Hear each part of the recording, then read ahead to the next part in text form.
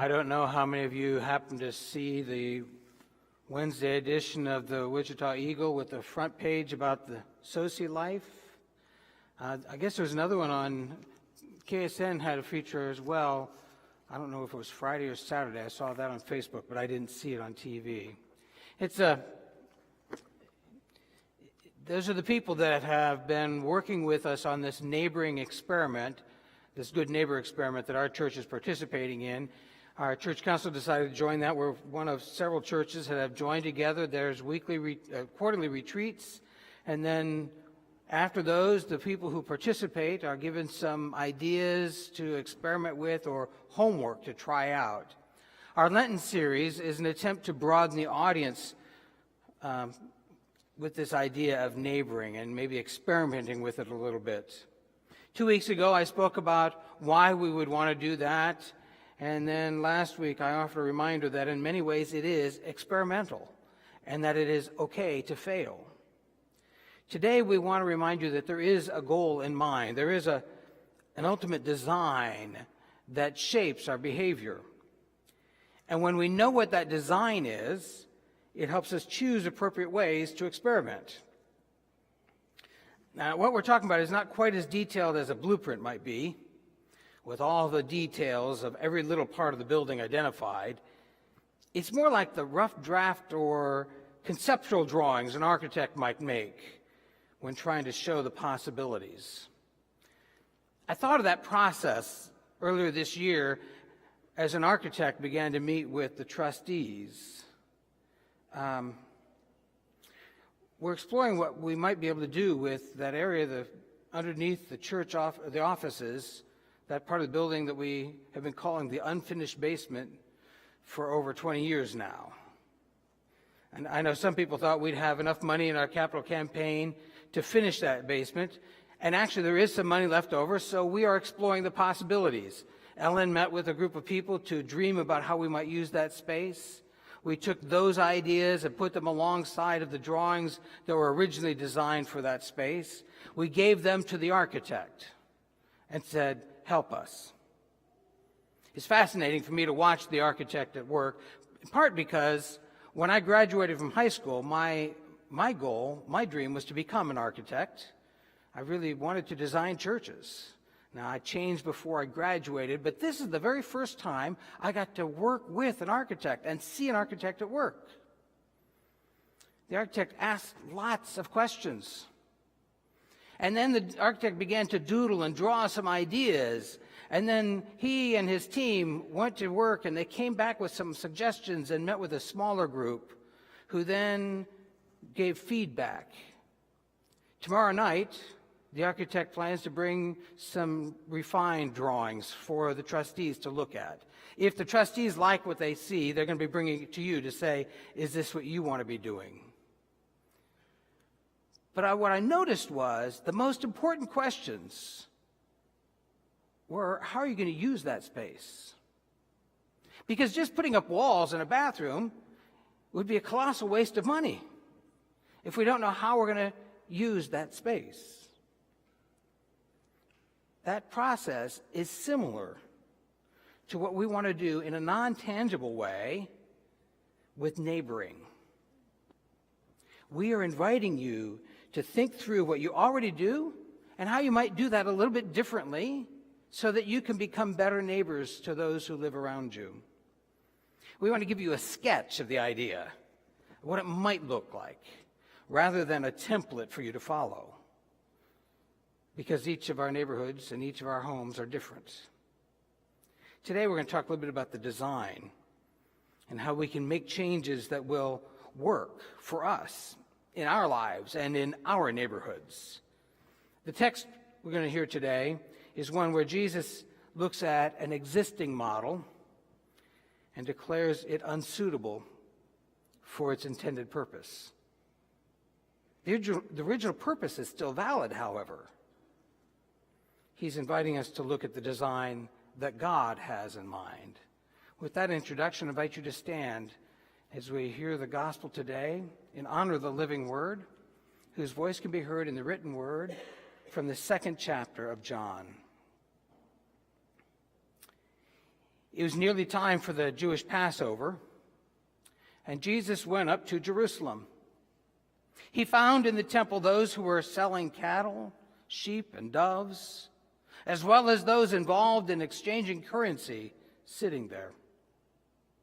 He made a whip from ropes and chased them all out of the temple, including the cattle and the sheep. He scattered the coins and overturned the tables of those who exchanged currency. He said to the dove sellers, "Get these things out of here. Don't make my Father's house a place of business." His disciples remembered that it was written, "Passion for your house consumes me." Then the Jewish leaders asked him, "By what authority are you doing these things? What miraculous sign will you show us?" Jesus answered, "Destroy this temple, and in 3 days I'll raise it up." The Jewish leaders replied, "It took 46 years to build this temple, and you will raise it up in 3 days?" But the temple Jesus was talking about was his body. After he was raised from the dead, his disciples remembered what he had said, and they believed the scripture and the word that Jesus had spoken. The word of God for the people of God.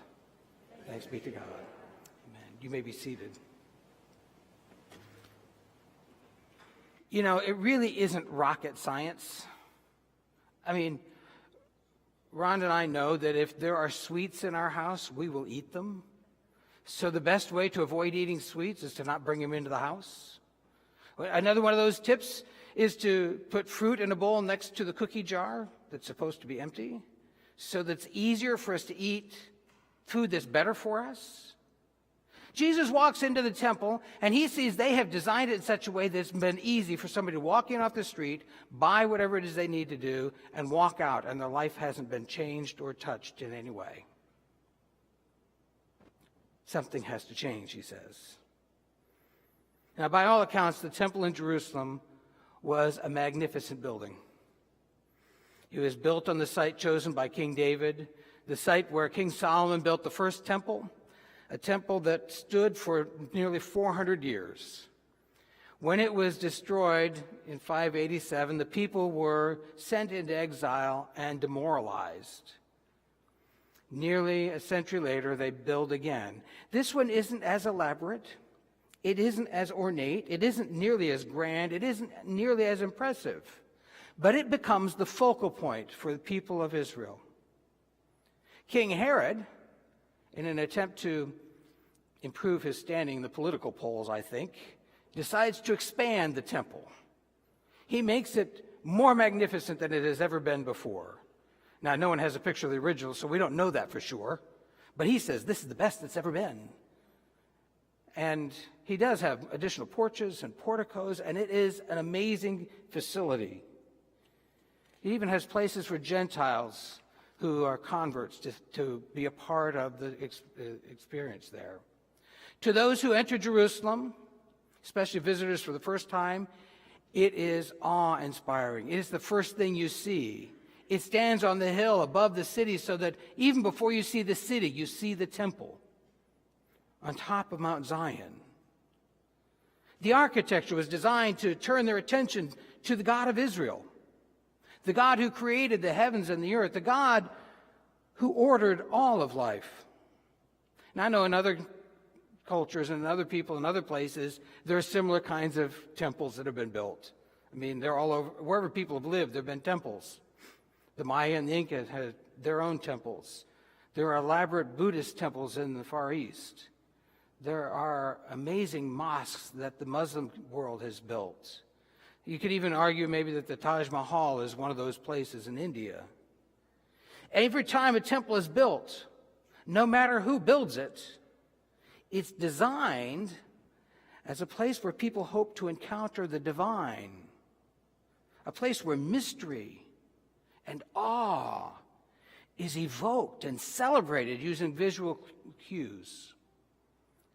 Christians have done the same thing, from St. Peter's in Rome to the largest stained glass window in the world and at Kansas City's Church of the Resurrection. We've been designing worship spaces that turn our attention to the God of heaven and earth. Now, sometimes the architect will use granite to remind us of the eternal firmness and eternal nature of God. Sometimes there are high ceilings to draw our attention heavenward. Sometimes there are stained glass windows that remind us of God's glory coming in upon us. Sometimes the building is shaped in a cross as a reminder of the story of salvation. The buildings are designed to tell a story. Now, there are people who also design cities and neighborhoods with an intent in mind and a purpose. But those buildings and those neighborhoods by themselves can only tell part of the story. The actions and the activities of those who use those buildings tell another part of the story.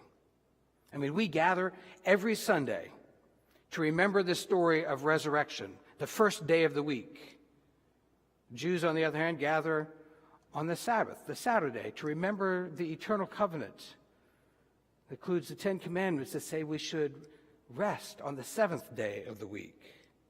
When Jesus comes into that sanctuary in Jerusalem, he sees what that story is about, but something is amiss. Somehow the preparations for worship have taken precedent over the worship itself. I mean, the money changers and the livestock dealers are there with an intended purpose. People, pilgrims who had come from long distance away would sell their animals. And then when they would come to the temple, they'd need to buy another animal for sacrifice. They were providing a service for those who were coming from a distance. There would be money exchangers who would take the foreign currency and allow them to buy the animal that they needed here. It was an important part of preparing for worship. But the marketplace atmosphere that Jesus encountered had taken priority over the worship of God. It had become the focal point of the temple rather than worship by awe-inspired people. In much the same way, we know too many churches where the focus is on the people in the pews rather than the God we've come to worship. Too many people are more concerned with their own comforts and their own preferences. Too many of us have forgotten to turn our attention to the God who calls us here. And worse, we've forgotten to serve the God who inspires us when we leave. Like the temple, churches are often designed correctly, but are being lived out with a different purpose. The people turn inward rather than outward. Now, that's also true in many of our homes. The focal point has turned inward. We no longer sit on the front porch and visit with our neighbors, choosing instead to sit on the deck out back with our family or maybe some close friends. From the perspective of the neighbors looking at our house, we have become negligent and maybe standoffish. Too many people concerned about their own needs and in the process have forgotten how to pay attention to the people around them. Now, like the last 2 weeks where we've invited you to have a conversation, a discussion in the pews, we're going to do that again today. Before we start talking, though, I want you to think about where you live. Think about how your home has been designed to promote or to discourage neighborhood conversations. Or think about your neighborhood and how it has been designed to either promote or discourage public discourse. Talk with your neighbors about what you think the design is and how you can work with that design or how you can intentionally work against it to become better neighbors. Again, I'll be giving you 3 minutes for discussion. Go ahead and start talking with somebody near you now.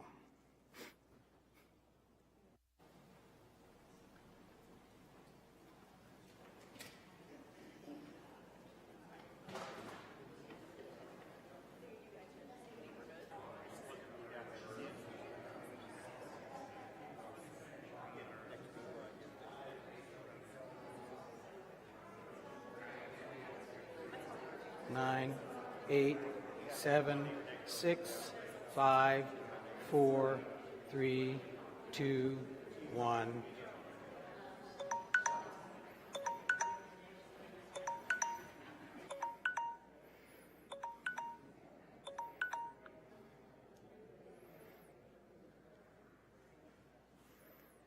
Thank you. Thank you. I'll just start talking. At our weekly staff meeting this past week, Linda Gott, our preschool director, shared a story that's come from some of her reading and a book she's reading that's encouraging her to do small things to allow her to focus more on Jesus. One of the things she shared was the idea to intentionally stop between one activity and the next activity. Whenever we shift, to intentionally stop, and at that pause, to say a prayer of thanksgiving.